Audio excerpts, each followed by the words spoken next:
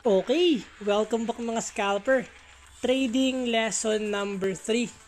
Stick to one strategy and practice it for 10,000 hours. Every trader has its own trading strategy and approach sa market. Bakit? Dahil every person has a unique personality na hindi mo pwedeng magaya. Kaya minsan nagtatanong ka na ginawa mo naman lahat, ginaya mo naman lahat, bakit talo ka pa din?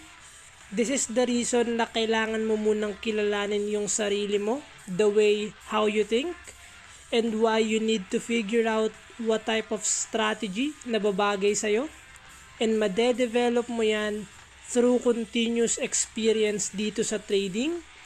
Kaya sa mga still backtesting ng strategy nila, and di nahanap pa yung mga sangkap at trekado, it takes time to build your own strategy. Huwag kayong magmadali mga master.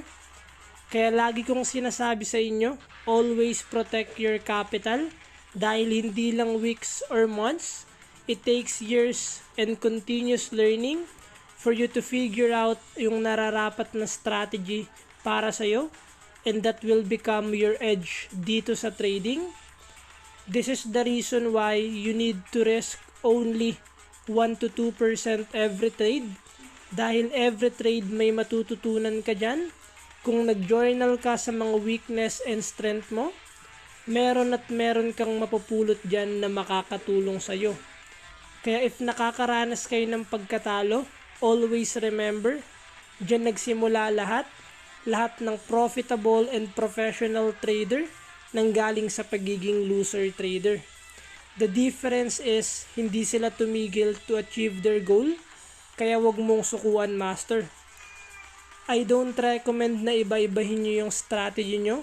If may strategy kayo na naging consistent wins, ituloy nyo lang yan. Wag na wag nyong babaguhin yung strategy nyo dahil lang sa natalo kayo. Isipin mo na lang, hindi para sa strategy mo yung currently na nangyayari sa market, kaya ka natalo. And yun yung dapat mong maintindihan at ma-realize that not all the strategy ay kayang sumundot everyday or kada oras. May mga criteria yan na nagawa kung kailan at saan lang pwedeng gamitin. At matututunan nyo yan kalaunan through trading experience.